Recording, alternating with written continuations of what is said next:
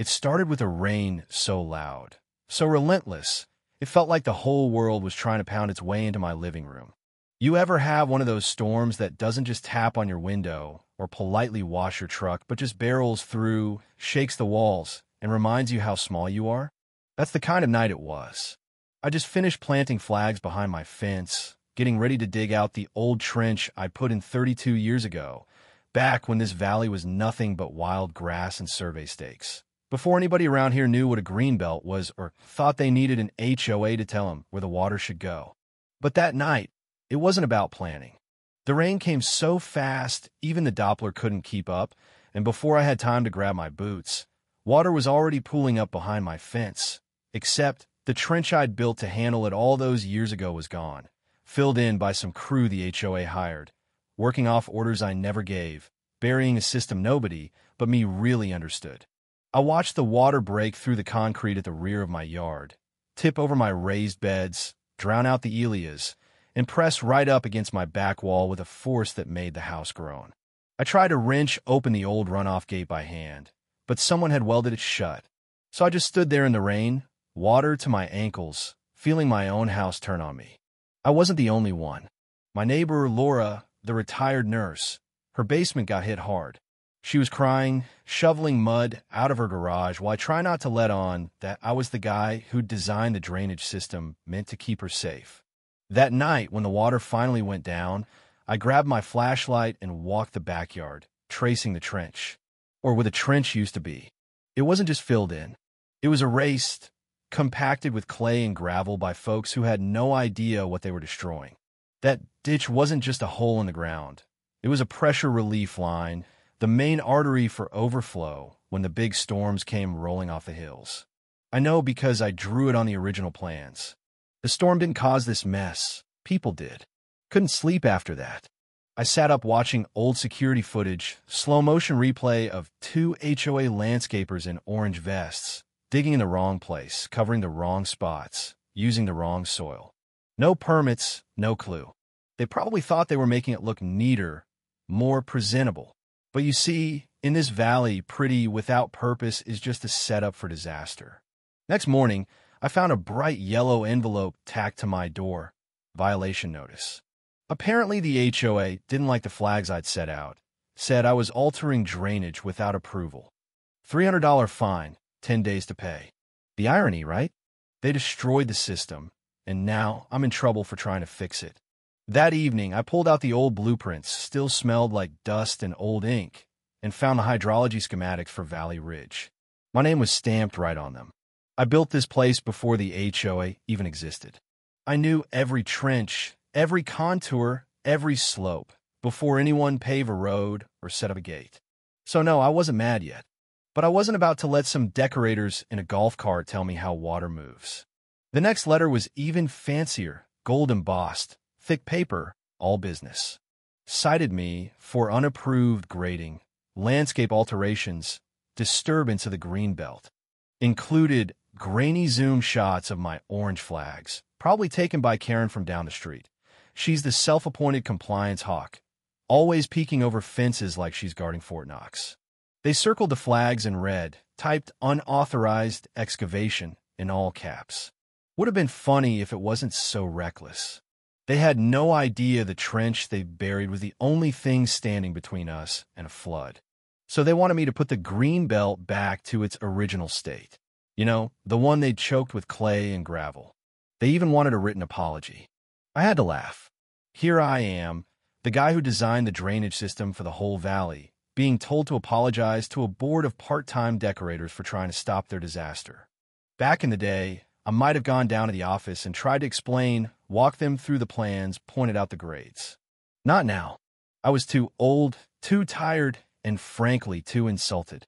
So I pulled out my records, signed city-approved plans, before and after photos, timestamped security footage of the HOA crew covering the trench, a notarized letter about the property damage, and my old PE license, expired, sure, but with nearly 40 years of experience behind it.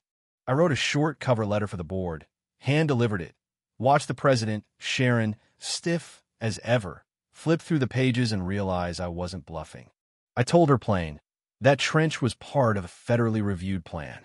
The HOA wasn't just in the wrong. They were in danger of being liable for a whole lot more than a $300 fine. You'd think that'd be the end of it, but you'd be wrong. They doubled the fine, called me hostile and non-compliant, filed a formal complaint with the city. Well, that was their mistake. Now, it was public, and I wasn't fighting this alone anymore. See, nobody around here really knows what I used to do. They see a quiet guy with a neat yard, rebuilt his own retaining wall, shovels the walk before sunrise. What they don't know is I spent decades designing stormwater systems for flood-prone counties, arguing with developers, testifying in court, and writing reports that made lawyers sweat. I got into this because water doesn't lie. When you pave over nature, it finds a way to remind you. So I filed my own complaint with the city's Public Works Department about the unlicensed grading, the blocked trench, the HOA's failure to get permits. I included photos, footage, new measurements. Meanwhile, the HOA doubled down, circulated flyers claiming I was endangering the community. The narrative was turning, though. My neighbor started stopping by.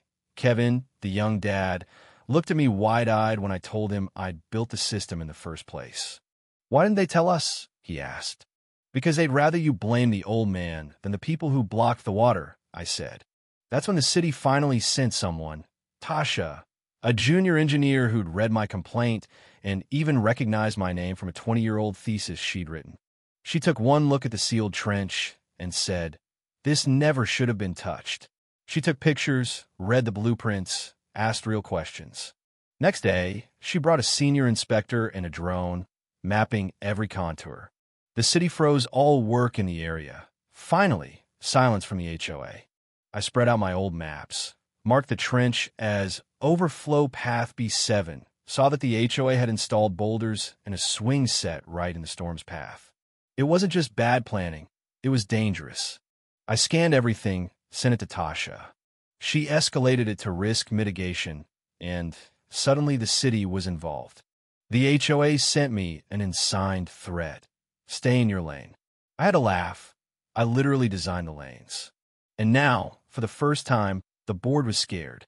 The city sent Luis, an inspector who walked the property with me, for 2 hours, shaking his head at every mistake. "They're going to have a hard time explaining this," he said. Word started to spread, and before long, the city issued a stop work order, fines up to $5,000 a day if the HOA kept digging. But the land doesn't wait for paperwork. A few nights later, I heard a low groan. The ground shifted, the berm broke loose, mud sliding down the slope, knocking over the swing set, tearing through the greenbelt. Next morning, the HOA tried to call it minor soil displacement, but the city had already filed a risk report, and their insurance company started asking questions. The board panicked. Rumors of lawsuits, resignations, landscapers walking off the job. Sharon disappeared. The damage was done, and this time it was all on them. When the next storm hit, it was like the land had been waiting for an excuse. Water backed up behind the new berm, the trench still sealed, and at 2 a.m. the slope gave way, a mudslide tearing straight through Sharon's backyard. Sirens, flashlights, neighbors running for higher ground. The city sent an emergency crews. By morning, news vans lined the street. For the first time, the HOA had nothing to say. City engineers, county officials, even the state board got involved. The HOA's authority over infrastructure was stripped, handed to professionals. The neighborhood rallied. Neighbors who'd once avoided me now showed up with soup and flowers, thanking me for not backing down. The first new rule the interim board passed: mandatory engineering review for every future project. The second, a formal apology hand-delivered to every house. I framed the cease and desist letter in my garage, not as a trophy, but as a reminder: truth costs, but it holds. In the end, the land didn't just speak, it screamed. The HOA's pride drowned in the mud they made, and the valley slowly began to heal. There's a new family down the street now, a little trench running clean by their yard, and every time it rains, I watch the water flow right where it's supposed to. The scars are still there, but so is the truth. So let me ask you, when power and pride go head-to-head with experience and common sense? Who do you trust to keep you dry?